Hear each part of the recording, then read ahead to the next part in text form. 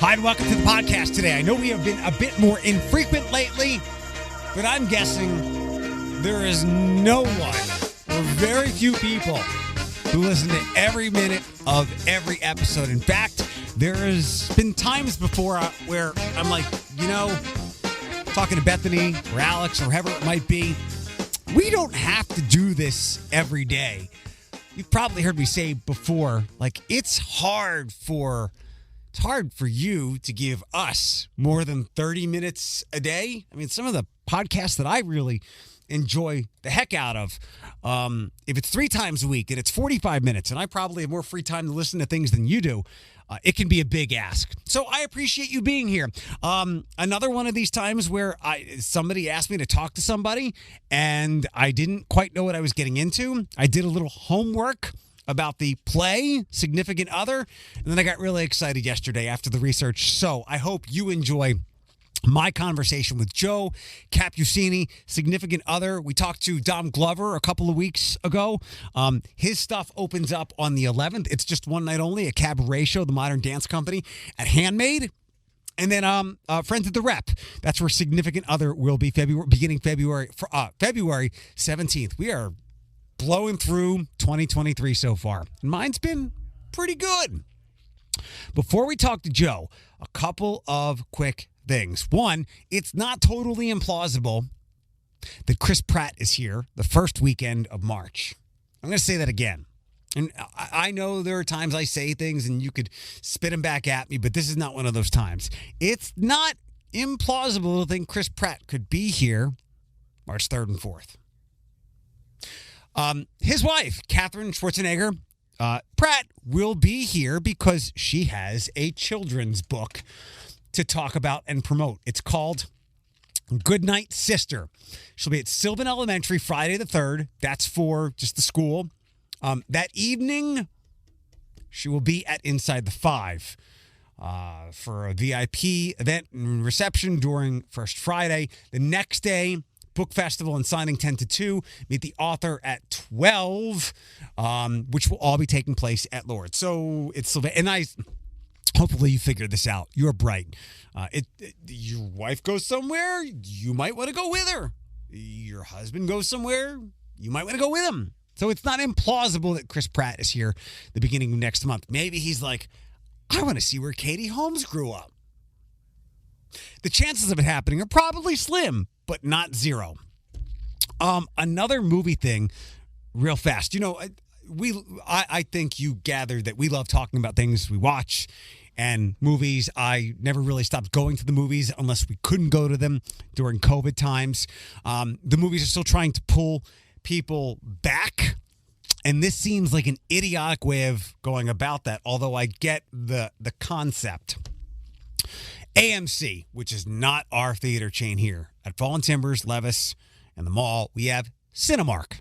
I have my gripes with them. Like, I don't know if they still do the movie club. Cinemark Movie Club, it was like $10 a month, I think, and you get a free ticket, but they'll roll over and like 20% off concessions. I don't think so.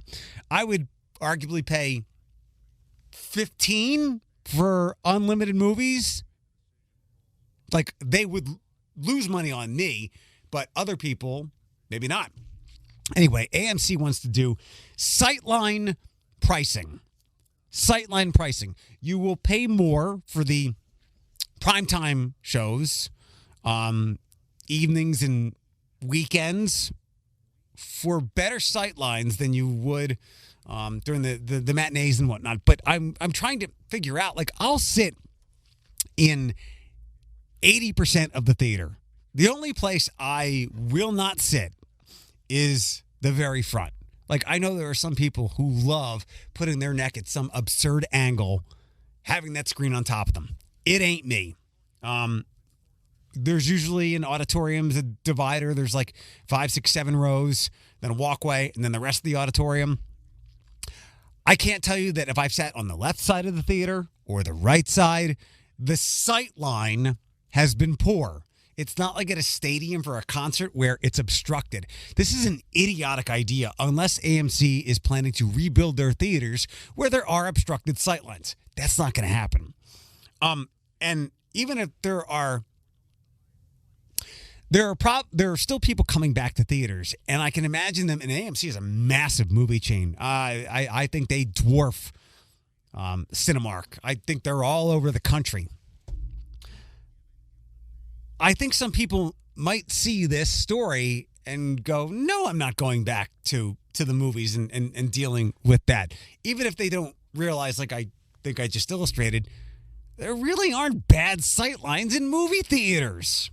I have never heard of somebody who needs to sit in one part because they can't, nothing at all. Maybe somebody with vision problems to different degrees.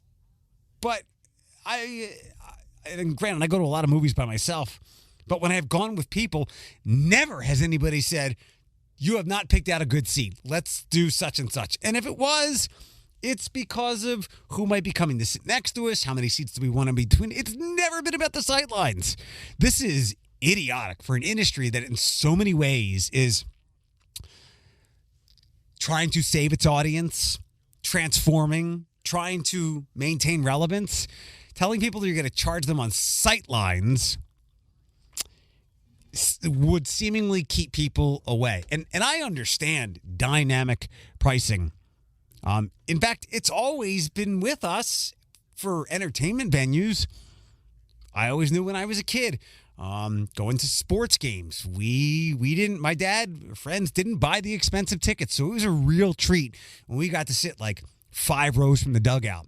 But I wasn't an idiot. I also know those seats cost 2 or 3 times more than where we would normally sit. So dynamic pricing is not a new concept. It's been introduced, I think, in some ways in sports to the NFL. Like if the Browns were playing the Steelers, you might pay more to see the Steelers than you would to see them play Jacksonville because more people want to go to a Steelers game than see Jacksonville. So I understand and I don't hate the concept of dynamic and tiered pricing, but the application of it here is idiotic. And again, there is already dynamic pricing in place with movie theaters. It costs more to see a Friday night movie than it does Thursday afternoon. The one thing I did read about in this story was AMC still does their $5 Tuesdays. For as long as I've lived here, I don't know if we've ever had $5 Tuesdays, have we? The other thing, real fast here, we'll get to, more theater, more performance. The vote on the Waterville Amphitheater project, it's gone to the Lukes County Board of Elections, who needs to do more research on their own. So they have moved any potential decision to whether it will be on the ballot in November to April. It would almost seem like the opponents of this project, which is, I guess, 100 loud people, as opposed to the 7,000 people of Waterville. As I was talking to someone today, it's unfortunate. This is our society now. The loud minority, the mob, often gets its way. And in this case, the opponents have at least found a way to stretch this out, kick this can down the road, so that the developer maybe at some point, it's just attrition. Is there another war word I can use? Attrition is right. He just throws his hand, HB Productions, just throws his hands up. Hunter Brock just throws his hands up and said, it's not worth it. I can't, on this timeline, it's not worth it. I have another project in the pipeline. So far as I've been told, the project is still a go. The developer has not pulled out. What I did find fascinating, the attorney for the people opposing the project is Richard Carr. Like, I know that name, but yeah, we got a lot of names that there's a lot of Horvats around here. Dussaults. Richard Carr. That's the mayor of Maumee. He is on the opposing side from this. I can think of some reasons why he would definitely oppose this. But as someone who is trying to grow his town and has pissed off so many people with the reconstruction and reimagination of Conan Street, I could think of even more reasons why he would want this project. He gets, in a lot of ways, he could get a lot of the benefits from this thing being here and none of the drawbacks that the people who oppose this are fighting against. I don't want the noise. I don't want I don't want the traffic. I don't want this in my neighborhood. Fine. Maumee wouldn't have to deal with any of that, but they would certainly have more people coming through their town. Hey, let's stop at Dale's. Hey, I've heard about the Village Idiot. So before or after a concert, you go to the Village Idiot. So it's just weird. It's odd. It's strange, but there's been a lot of strange political things around here lately. So I'm trying to figure out why the mayor of Maumee is the attorney for people who oppose the Waterville Amphitheater project. There's plenty of reasons for Maumee to want that to happen. I always want to help my friends in our vibrant performing arts community. So I'm glad Scott from the Rep reached out to me. So let's talk to Joe Capucini, who is the director of Significant Other. We can roll here now. Are you local? Yes, I am. Tell me a little bit about yourself. Well, Eric, I was born in Fremont, Ohio. I went to Fremont Ross. Then I attended the University of Toledo back in the 80s. And I graduated from the University of Toledo Department of Theater, Film, and Dance. I've been active in university productions as well as community productions on and off for the last 15 or 20 years. I moved to Los Angeles in 2014 to pursue artistic endeavors.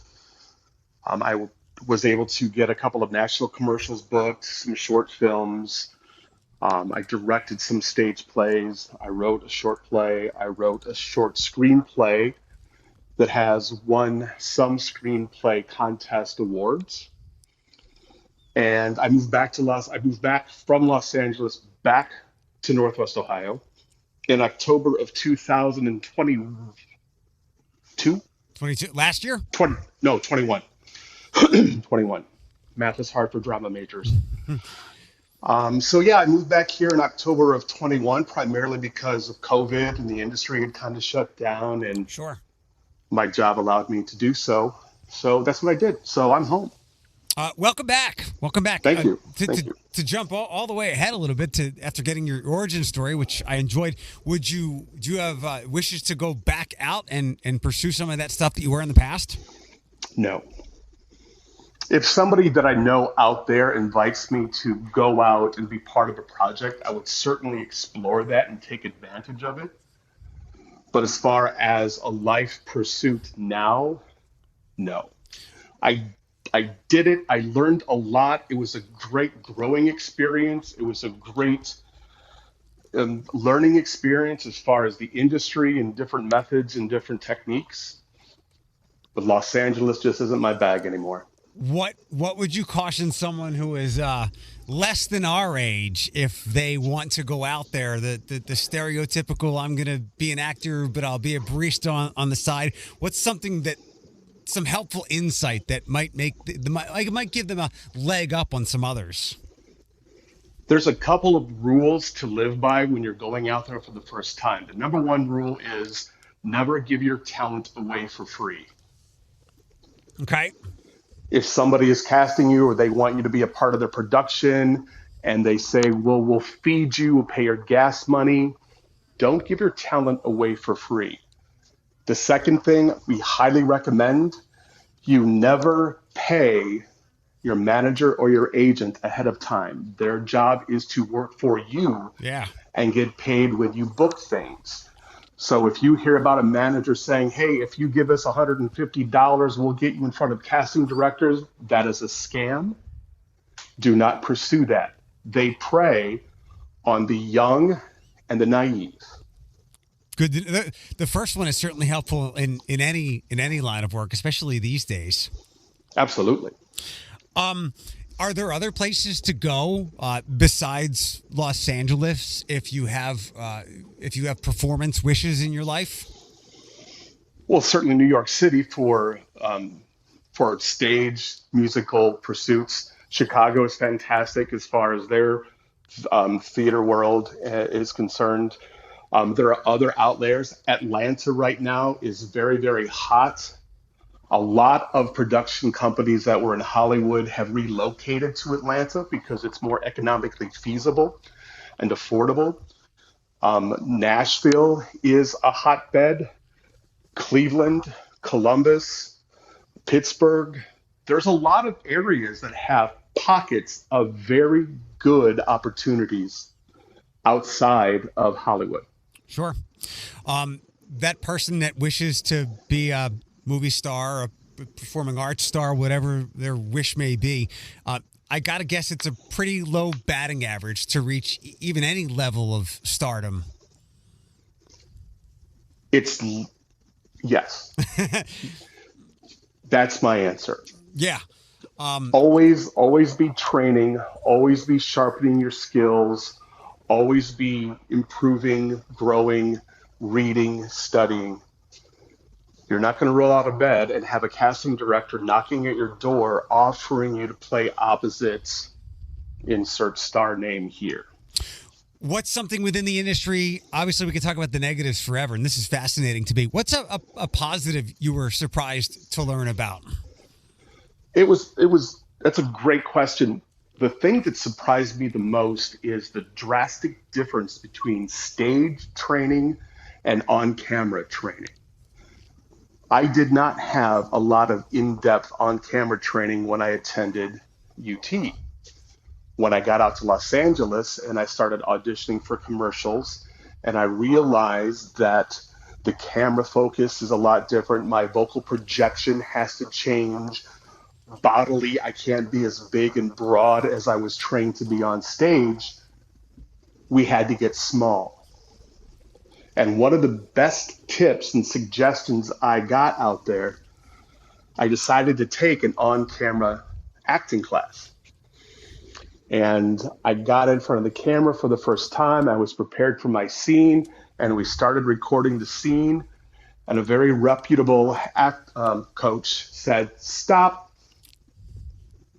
Joe, I've seen your stage work. I know you can act.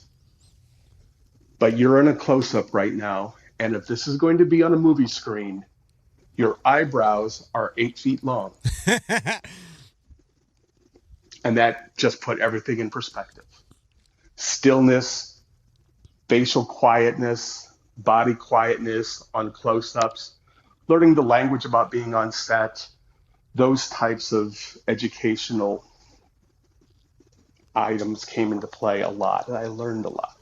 Is your day job teaching at UT? No. What's your day job? My day job is a talent and development coordinator for an accounting software company that's based in Los Angeles. Got it. So you work remotely, obviously, right? Yes, I do. Probably Yes, makes being a director for local theater arts pretty easy, or easier. It does. I'm very, very fortunate, and I never lose sight of the fact that I'm so fortunate to work for a company who insists that their employees have a good work-life balance. My leadership in my company and my managers and directors encourage me to pursue what I do theatrically because I know how it fulfills me. I'm very fortunate. Excellent. Let's talk a little bit about what's going to happen here at the Rep next week or so. So I know very little about, I have lots of friends in theater and plays and musicals, and I love talking about their stuff. I have a friend who works in the modern dance company. He's got something happening, a cabaret show over the weekend. I am ignorant to so much of it. So I'm glad Scott reached out. And then doing a little digging about this, I read up on Josh Harmon, and the neon lights went off for me when I saw that he had written something called Bad Jews. Now, Yes, he did. it wouldn't exactly be the story itself, the plot wouldn't apply to me, but many people could probably easily define me as a bad Jew. So it roped me into what he was going. And then Scott sent one thing over, but then I read something else about Significant Other. And as people younger than us say, I felt attacked. Let me throw this back your way. The play concerns the lives of four friends in their late 20s and their search for relationship in 21st New York City. Josh Harmon goes on to explain the premise. How do you make your life work for yourself when you feel that you're not living the life you're supposed to be living or want to be living, which sends me and a lot of other people into therapy because you feel a lot of angst. You want to help your friends out, but you see them succeeding and then you kind of forget about yourself. Is that kind of the upshot of Significant Other? It is. And it's this never ending self-imposed need to measure ourselves against others. on their life track and adjusting it to the way that we think it should be rather than the way that we want it to be. Um, and we've gone through our 20s. We remember what it was like to go, for instance, stag to friends' weddings and wedding receptions and just going through a whole cycle of them, one right after another. And then they meet somebody, they get engaged with somebody, they wed them, they have babies. And if you're behind that curve, you start to analyze yourself and your position in life, wondering if you're getting it right, wrong, what's wrong with me. And it's very self-evaluatory. Sure. Tell me more about Significant Other, some of the performers, what people can expect other than, again, feeling maybe personally attacked or being very reflective when they leave. This is the one thing that I want to just gloat about as far as this production is concerned. We have such a committed, professional, talented cast that is going to tell this story so wonderfully well. One of the difficult things about casting a show that requires multiple 20, early 30 somethings is the fact they usually prefer to audition and participate in musical theater, which is fine. It's sometimes more difficult to get them to audition for what we refer to as a straight play. Mm-hmm. I had an embarrassment of riches. When we cast the show, we had nearly 20 young people come out. I say young respectfully. We had 20 young adults audition for the show. I could have cast it twice. I could have had a good cast. I have an exceptional cast. And they have bonded with one another and they have connected. And it's translating on stage. When you were casting, what traits in general, as a director for anything, generally speaking, what traits do you look for? And then for this, who and what traits were you looking for? For this specifically, let me go back to front. I was looking for diversity. This takes place in contemporary modern day New York City. We live in a very enriched, growing, evolving diversity culture. So I wanted to cast, in addition to the lead character being a gay man in his 20s, I wanted to cast diverse as far as ethnicity, as far as race, as far as sexual preference, and we got that. So when we cast and when I was looking at someone, certainly I want to be able to see if they have some sort of theatrical chops. Can we hear them? Can we understand them? Are they looking at the scene partner they're auditioning with? But I also looked at the intangibles. Are they introducing themselves to each other? Are they asking, where would you like to start? When, just communicating what they're willing to experience together. And it really, really set this cast in the right direction. For those that don't know, and I always learn a little something whenever I talk to my theater friends, like they donate or volunteer their time. And oftentimes it's like 3 hours a night after they've already had a 9-hour workday. What is your day like from your regular job to this? And how about also for the performers as well? My day job, I usually, tuck myself in front of my laptop right around 8 o'clock or so. I work until 4:45. And then I gather my thoughts and gather my notes and gather my materials that I'm going to need for that rehearsal evening. I get to the rep at 6 o'clock. The cast is called, if they're called to rehearse their scene that night, the cast will be called to start at 6:30. And we go until 8:30. Last night we went to 9 o'clock. Sorry, go ahead. No, that's fine. What I like to do because I'm coming at this from an actor perspective who's directing other actors. And I know what I like as a director. I know that I like to have, what are we working on tonight, provided to me ahead of time. So I provide the actors with their schedule for the week. What scenes are we working on? What do we need to consider? What's this? What's that? So they come in prepared and ready to go, as opposed to directors that don't know what they're going to work on. They've got everybody there, but they're only going to work on a scene that requires 2 people. I've just wasted 5 people's time. Yeah. So we provide the actors with expectations. Curtain goes up February 17th at the ToledoRep.org. You can obviously follow a bunch more on the website. What is it? Tech Week? Did I get that right? Is this coming week Tech Week?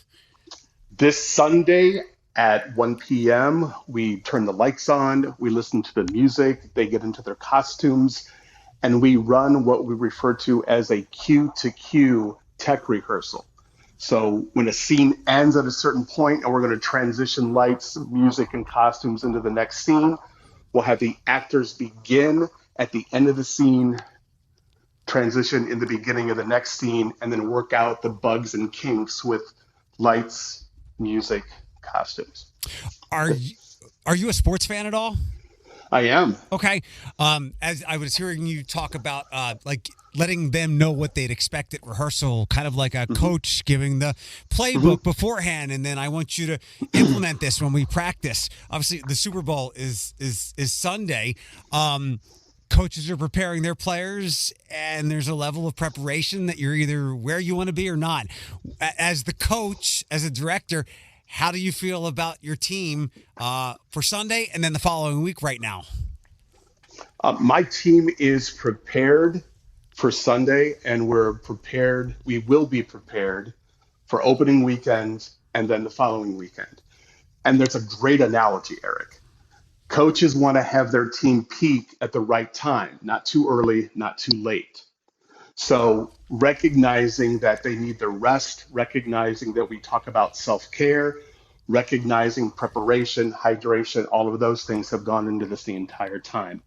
As an actor, one of the emptiest feelings we get when we are in that last performance of a run of a show is getting finished with that last performance, knowing that we're just now getting our momentum and peaking if we only had one more weekend.